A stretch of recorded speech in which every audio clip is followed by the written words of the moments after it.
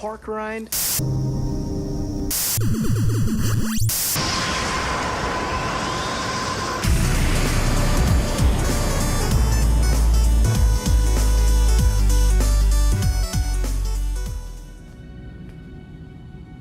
Find them.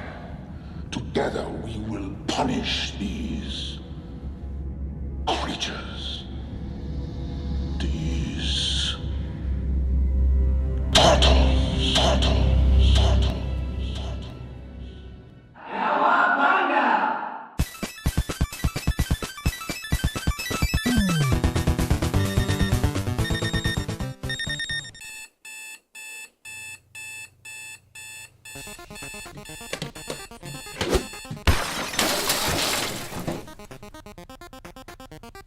What's going on? I don't know, babe. I'm really frustrated. I haven't come up with any good ideas for a first video. Been at this for hours. I'm having nightmares. YouTube's not being any help. I don't know what to do. Why don't you play that game that you locked up a while ago?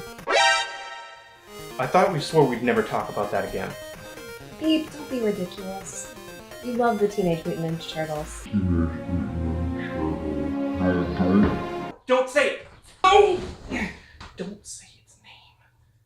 Don't be ridiculous. Babe, don't leave me in here with it! Babe? Babe?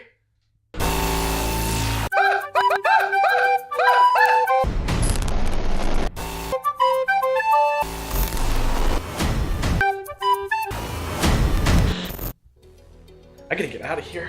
Babe! Babe? Babe?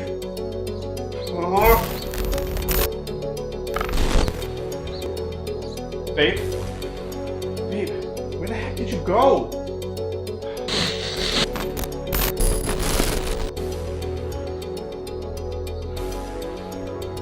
That's it. We're gonna beat this game today. If I'm gonna do this, I'm getting suited up.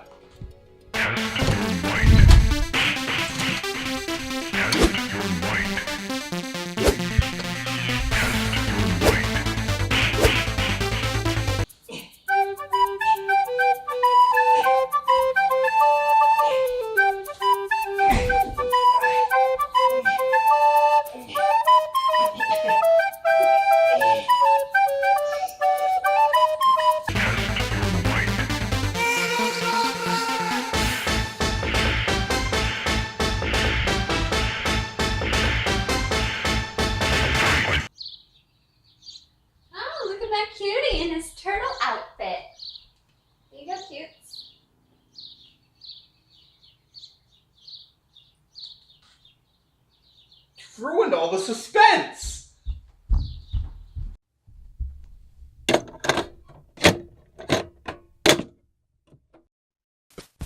The Teenage Mutant Ninja Turtles for the Nintendo Entertainment System. There's just so much that I want to say about this game. But let's start off with the basics. This game was released in 1989 by Konami's US subsidiary Ultra Games, and it was the very first Teenage Mutant Ninja Turtles game to hit the market. It came ahead of the arcade version by a couple of months, and while most of you were probably at the arcade, dumping your quarters into this big beautiful box, I was at home slogging through this mess. That's right, even as a giant self-proclaimed TMNT nerd, I have a hard time plugging this game in. And that's because it's really hard to move past its technical glitches, frame rate drops, enemy resets, and borderline impossible gameplay. I mean, look at this.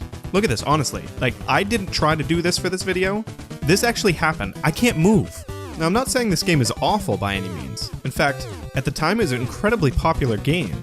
It sold over 4 million copies in its lifetime, becoming one of the NES's greatest third-party sellers of all time. Beyond that, it found critical acclaim in Nintendo Power's issue number 12, winning both Best Theme Fun and Game of the Year. And I know what you're thinking. Jeremy, come on, what was it, up against Ghostbusters and the Terminator? No, this was in the ring with the likes of Mega Man 2, Zelda 2, Tecmo Bowl, and Ninja Gaiden. So the real question here is, how did a game that was so popular, that had a developer behind it that had already produced games like Contra and Castlevania, and was based on a beloved franchise, turn out to be kind of a bad game. Well, buckle in, kiddos, because you're about to get cultured, and I'm about to beat a game that's haunted me since childhood. When you boot this game up, you're greeted with a cutscene introducing you to the 4 turtles and telling you that Shredder and his goons have captured April, and it's your job to save her. Unfortunately, that's all you're given, and the game developers just drop you into the world. Do I go down the sewer?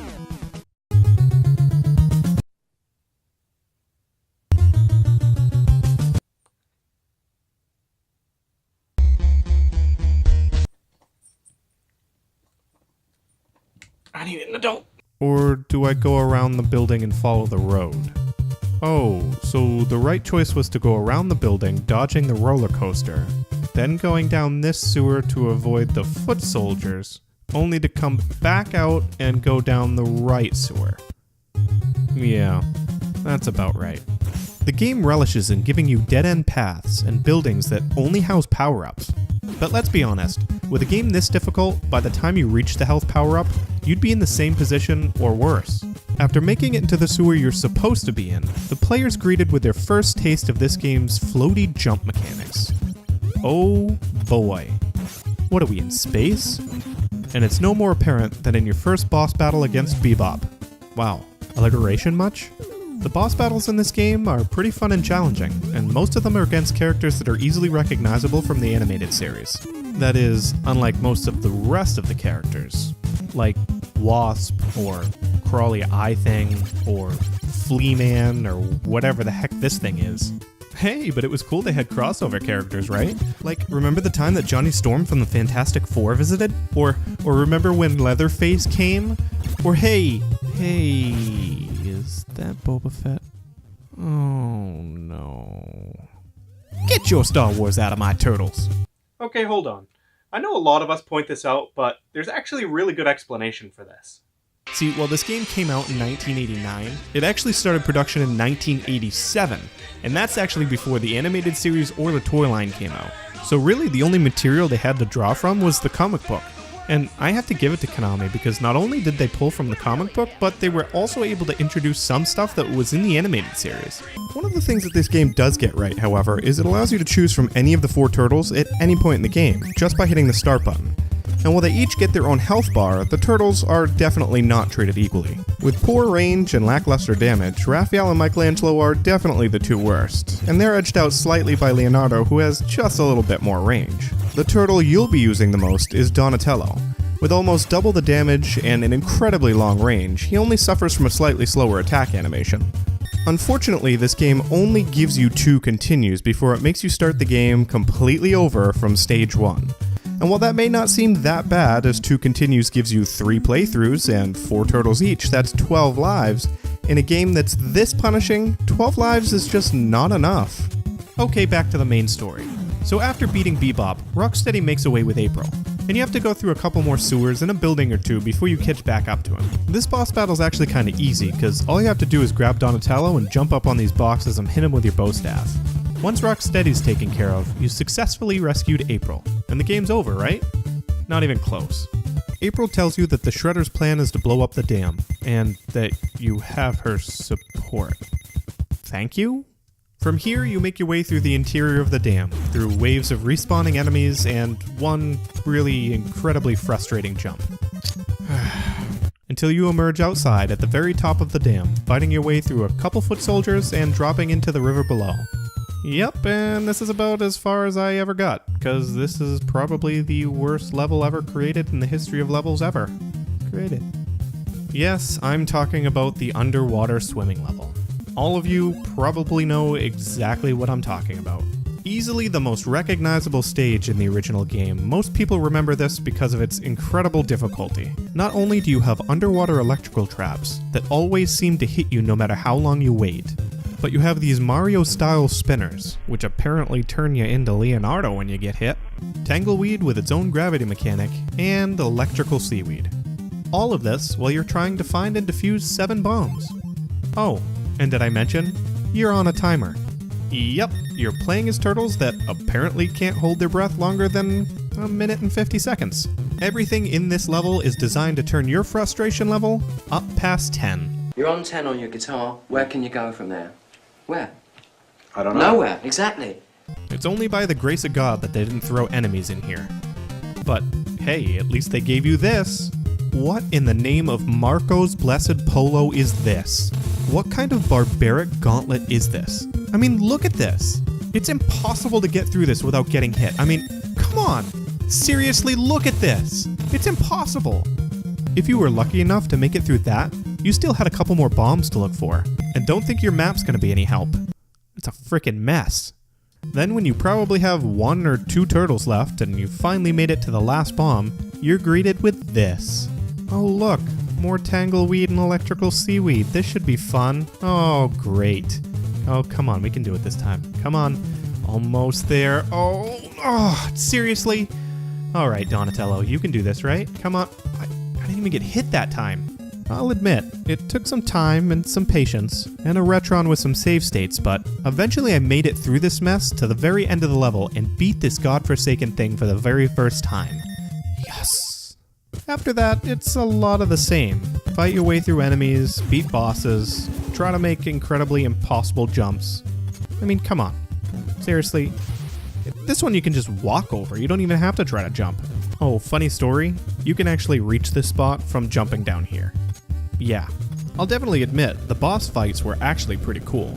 This rooftop battle, which by the way is by far the hardest boss battle in all of the game, pits you against a guy that's a lot like Slash. No, not that Slash, this Slash. And then when you beat him, he turns into another character that's a lot like Metalhead. Then you have some duds, like this Mauser. I mean, seriously, all you have to do is just stand underneath him and hit him from below. Yay. Eventually you reach the second to last stage, and this one's a pain in the butt. Your goal is to find the Technodrome, and the entrance to it is one of 4 different places across the map. The enemies here are so difficult that if you choose the wrong one, you might as well just reset, because you're gonna die. Again, you're greeted with classics like Armadillo Man, and this guy, and a jellyfish. So beautiful. Eventually you reach what I can only describe to you as the best scaled boss fight of all time. I mean, seriously, how many turtles can fit in there? Once you beat it, you're off to the final level. And my god, is it hard. Let me level with you guys for a second. If I didn't have the Retron 5, there would be no way I would ever beat this game. This level is chock full of every difficult enemy type there is, and even Donatello has a hard time. And it starts off immediately, like the second the level starts, you're surrounded. From eye blasters that always seem to be positioned in the perfect spot to hit you, to boomerang guys, to... Oh, there's Boba Fett. Hi, Boba Fett. Yeah, Boba Fett sucks! These guys are scattered everywhere, and they are really hard to get by. Then, of course, you have the kangaroo. Yep, that's right. It's a metal kangaroo that jumps around and hits you with his tail. Fantastic. And, of course, the normal slew of dead ends, bad paths, and trying to kill you as quickly as possible. Eventually, you reach this gauntlet of never-ending Boba Fetts. And if you can make your way through it, just maybe... Oh, please, please, what's behind this door? Woo! I can't believe it. We finally made it to Shredder, the final boss. I can't believe I did it. I'm actually here. I'm actually going to beat this game today for the first time.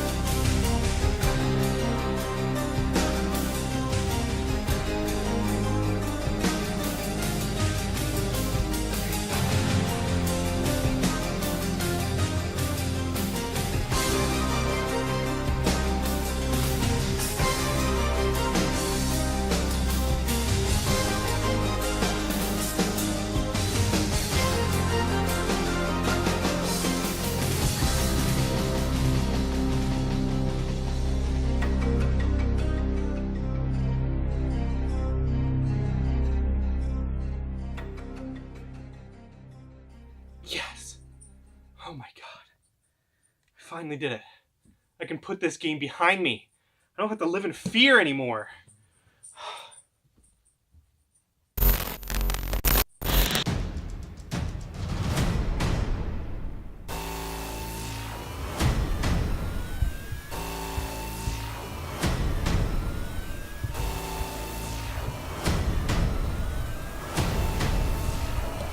We'll get him next time.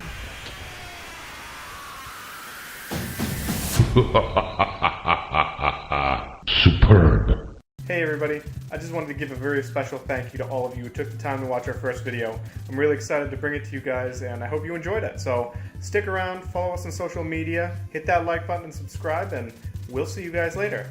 Until then, here's a few clips that we put together. Huge into the Turtles, and it was hard not to be because they were everywhere. It was hard to avoid Turtle Mania. Whoa, whoa, whoa, whoa, not Hulkamania, Turtle Mania. I can't believe I'm actually gonna... Get him next time. You can't laugh.